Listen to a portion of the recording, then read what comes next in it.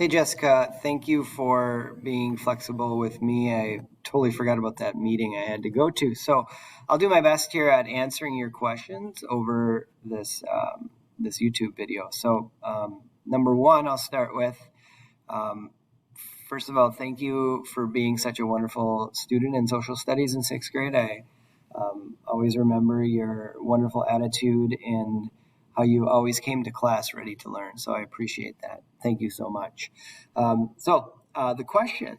So who was the first person I talked to about 9/11? So at the time, I was in college up in St. Cloud, Minnesota.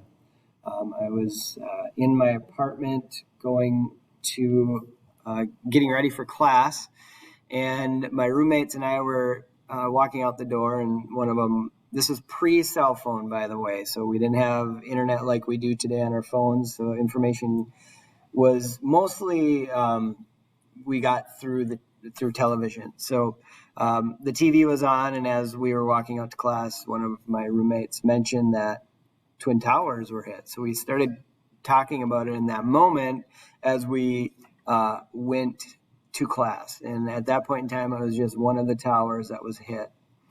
So we heard from one of the cable networks on TV, whether it was CNN or Fox or CBS or whatever it was. I don't remember exactly what network we were watching, but it was pretty apparent that something big happened, something important happened. So that's where I was when I heard about it. That was kind of the first initial conversations we had. So what I was doing when I heard about the towers was going to class. So the interesting thing was when I got to class at St. Cloud State University, our professor was not there. And what was there is on the whiteboard was a note saying class is canceled due to some attack in New York City.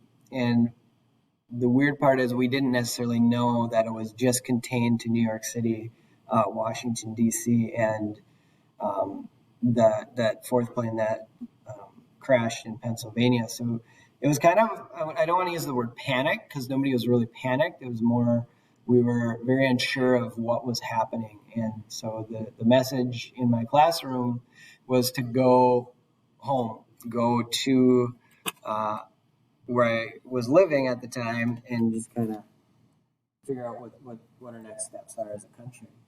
I did not, number 5, I did not know anybody directly involved with the attacks.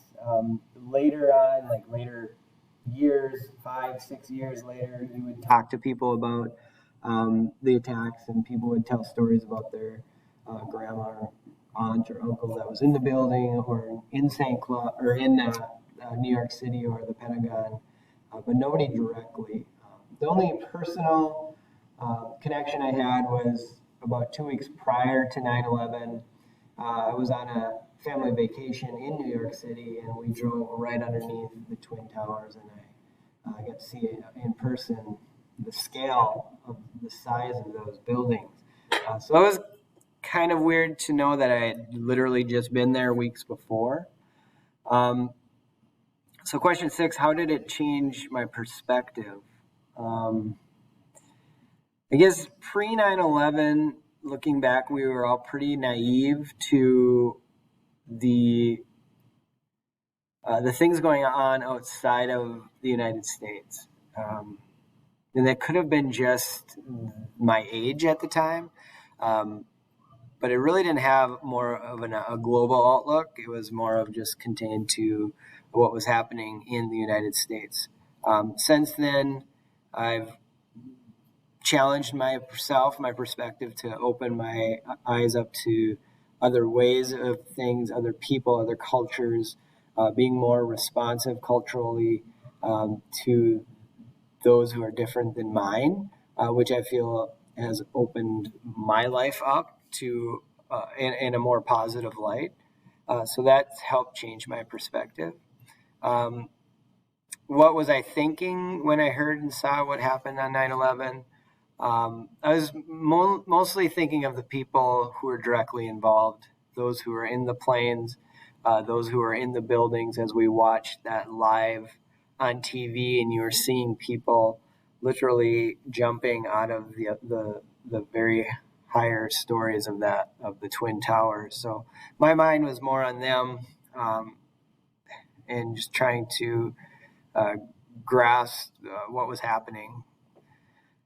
Number 8, who were you with when it happened? So like I mentioned earlier, I was with my college roommates, and it was a lot of disbelief of what was happening, a lot of just unanswered questions that were going through our heads. Was I scared of transportation or planes after the attack? So after post 9/11, security was ramped up. I don't think I was necessarily scared of anything as far as transportation or planes. We were maybe more aware of our surroundings, which I still hold today, and not necessarily because of terrorist attacks, but mostly like when I walk into, say, a Target or a grocery store, I'm aware of where the exits are.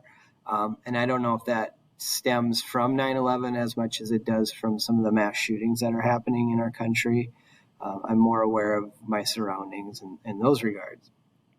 And then number 10, what were your thoughts on people and planes and transportation after 9/11?